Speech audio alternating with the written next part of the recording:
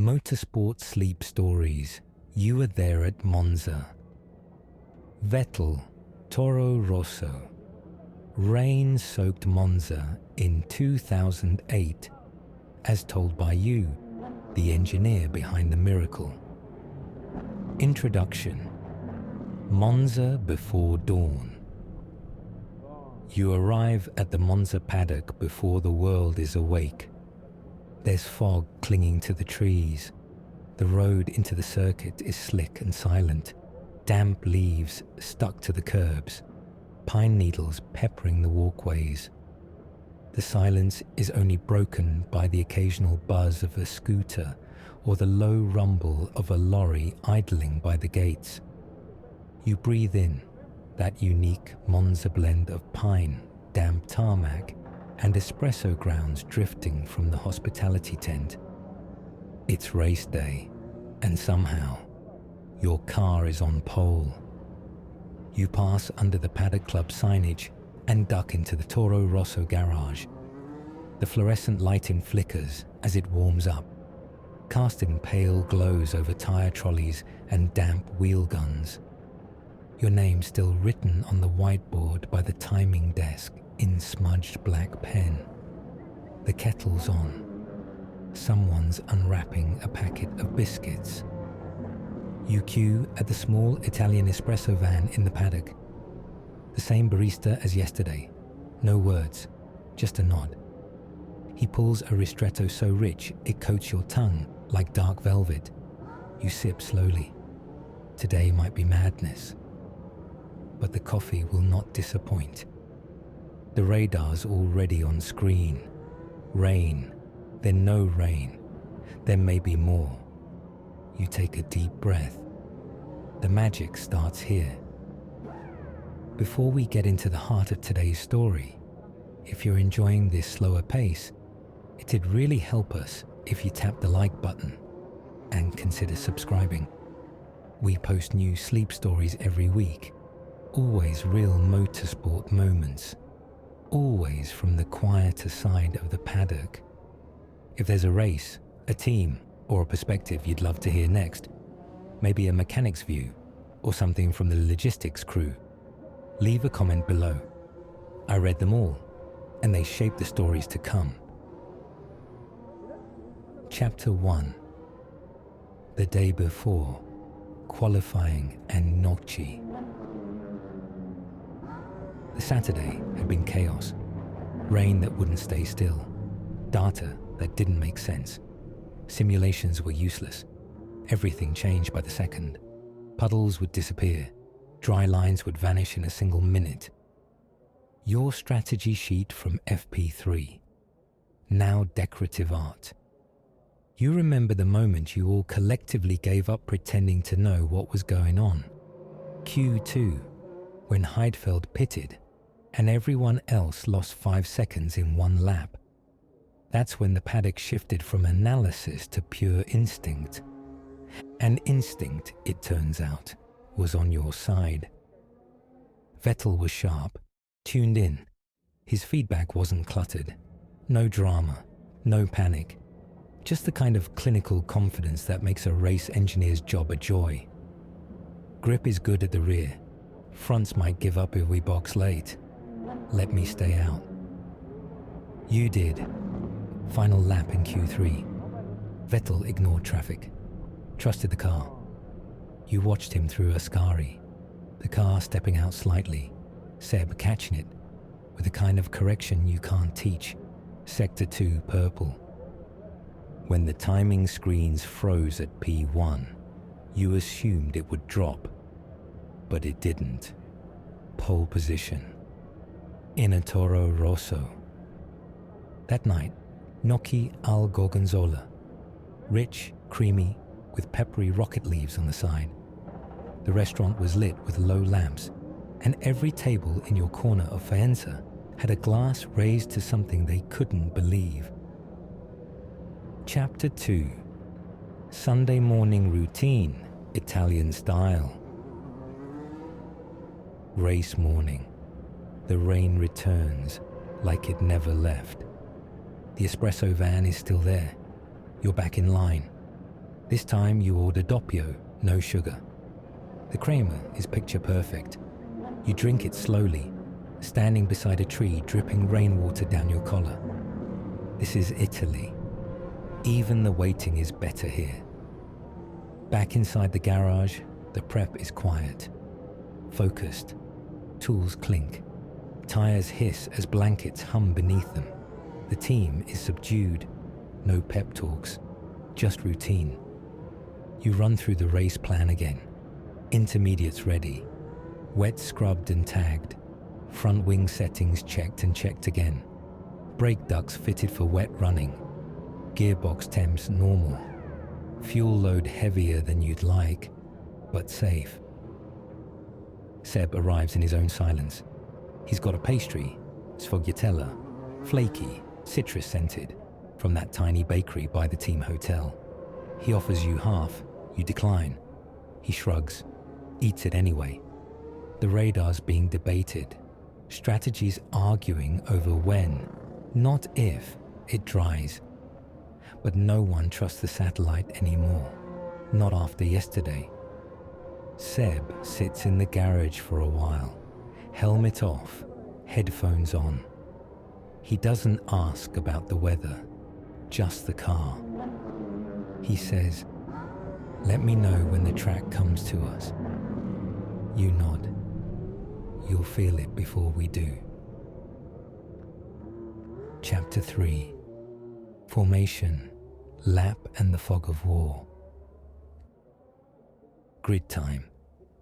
The pit lane smells like hot brakes and wet plastic.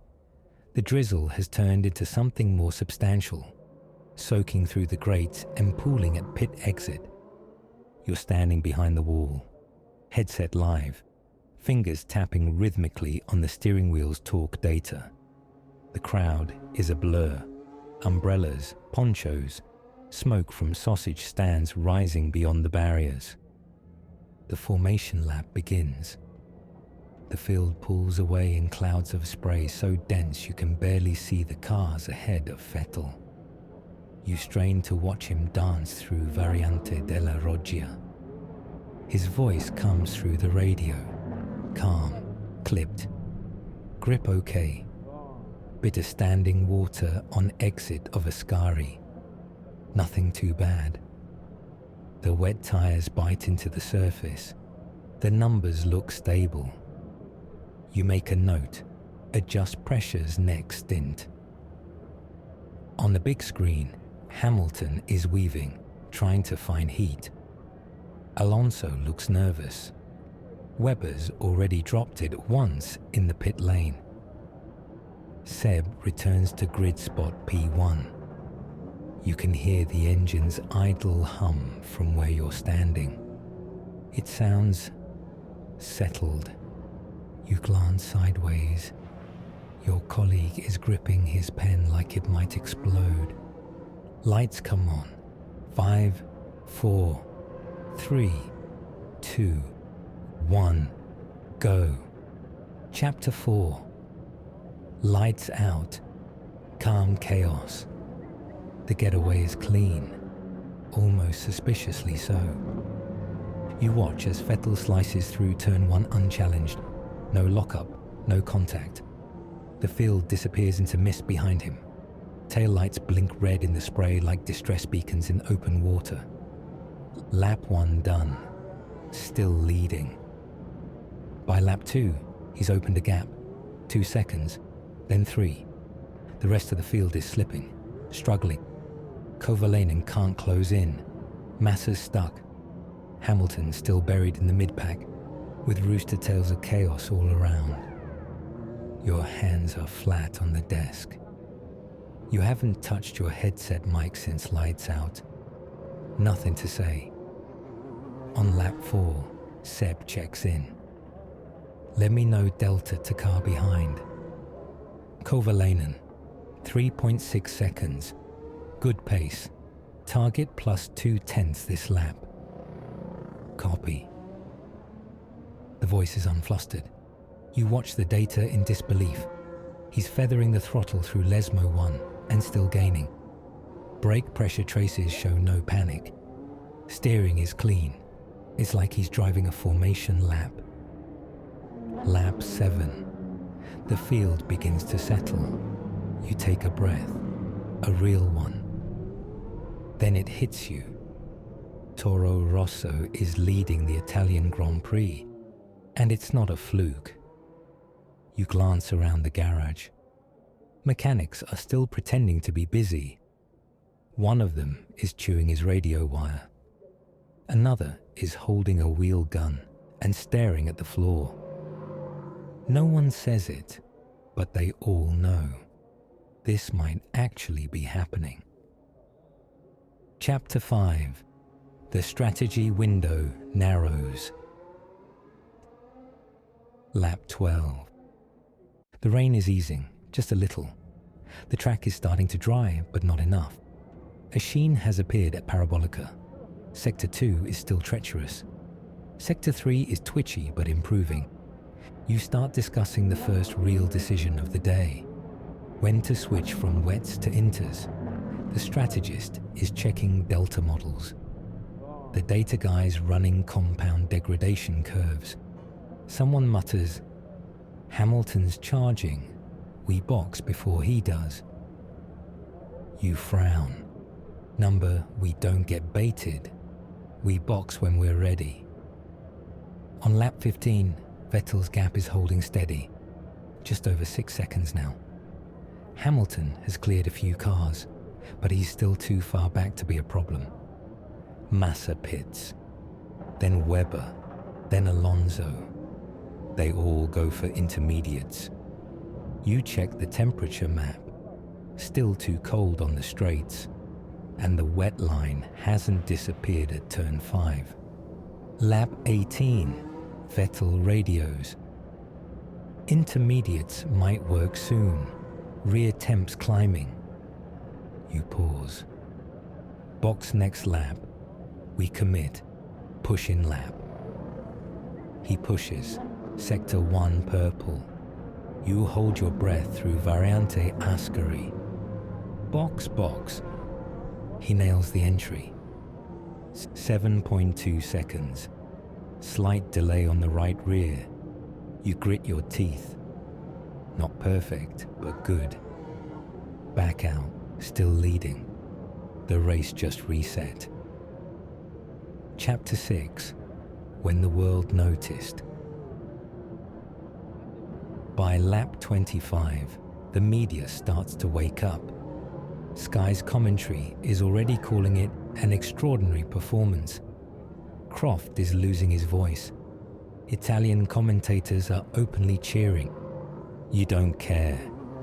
You're staring at brake temps. Tires are holding. Fuel looks good. Weather's stable. Nothing fancy. Lap 27. Seb calls in. Tell me when Hamilton pits. Not yet. He's stuck behind Glock. Copy. Gap to P2.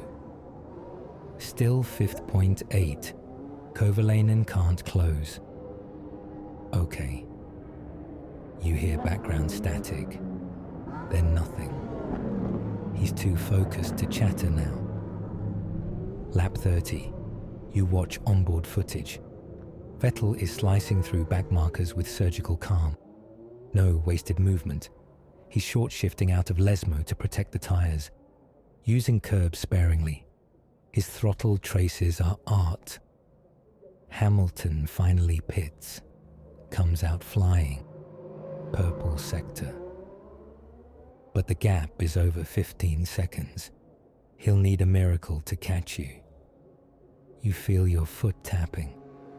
Didn't realize you were doing that. Someone passes you a biscotti. You eat it absent-mindedly. It tastes like almonds and impending history. Chapter 7. Victory in the Mist.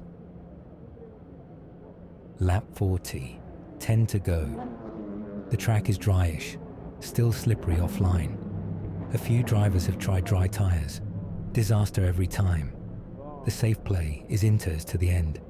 You don't need to say much now, just monitor. Lap 44, Seb radios. Front left starting to fade. You check the trace. He's right. Slight drop in temps. He's managing lift and coast without prompting. Genius or luck? You're not sure which. Balance still okay, you ask. It's twitchy, manageable. Copy. Gap 12.8 to Hamilton. You're good. Tell me when I can breathe. You don't answer. You both know the truth. Not until the flag. Lap 49. The clouds part briefly. A shaft of late afternoon sun lights up the Ascari chicane. The track glistens like polished marble. The onboard shows Vettel's eyes through the visor, focused, unblinking. Lap 52, 1 to go. Pit wall rises, mechanics lean over the concrete barrier. You're still glued to your screen, watching the live delta flicker between sectors. Final corner, Parabolica. The crowd, realizing, begins to roar. You see the Toro Rosso emerge, calm, precise, untouched. Checkered flag. Vettel wins. You don't jump. You don't shout. You exhale, finally. Then someone lifts you off the ground, and you laugh. Chapter 8. After the flag, before the memory. It's hours later. The race is long finished. The podium celebration echoed across the pit lane like something from another world. Cameras flashed, flags waved, Vettel sang on the radio, voice cracking with disbelief. But now, the paddock is nearly silent again. The crowds have gone. The grandstands are emptying. The Monza pine trees sway quietly overhead, whispering something ancient in the fading light. You're still in the garage, alone but not lonely. The air smells of wet concrete and burnt rubber, mixed with the last traces of champagne and diesel from the generators outside. The tools have been packed. The car has been wheeled away, gently, reverently, like an artifact bound for a museum. Someone taped a small note to the steering wheel. It reads, "Grazie, Seb." Your headset lies idle on the bench beside you. The screens are dark now, reflecting only your own tired face in the black glass. You tap through the telemetry one last time, not looking for anything, just grounding yourself. Sector 2, lap 31. Full throttle at 90% through Lesmo 2. Brake release within 3 milliseconds of optimal. Lateral load perfect. Steering angle dead straight. Not luck, just skill. You scroll back further. Early laps, lap 4, turn 1. Light brake, early apex, short shift into second. Every line clean, every trace quiet. Not flashy, not dramatic, just perfect. There's a knock on the garage wall. It's one of the mechanics. He's holding 2 tiny cups of espresso from the last of the paddock's battered machines. He hands you one without a word. It's lukewarm. Still better than most coffee you've had outside Italy. You both sit there for a while, sipping in silence. No one says we made history. No one says this will never happen again. Because you both know it. And speaking it aloud would somehow ruin it. A junior team, with a borrowed engine, no expectations, no pressure, and a 21-year-old kid who just became the youngest winner in Formula One history. Tomorrow, the headlines will explode. The media will dissect it. The forums will argue. Some will call it a fluke. Others, a sign of things to come. But you you'll always have this: the moment before the noise, the quiet after the storm, the exact smell of the garage when he crossed the line, the half-eaten pastry on the worktop, the weight of your headset in your lap.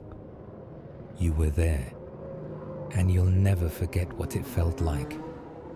If you made it this far, thank you, really. We're building this channel one story at a time, and your support helps keep it going. If you like this one, please give it a thumbs up and subscribe for new uploads every week. And if there's something we could do better, pacing, detail, atmosphere, or a particular race you'd like to drift off to next time, just leave a comment. We're always listening.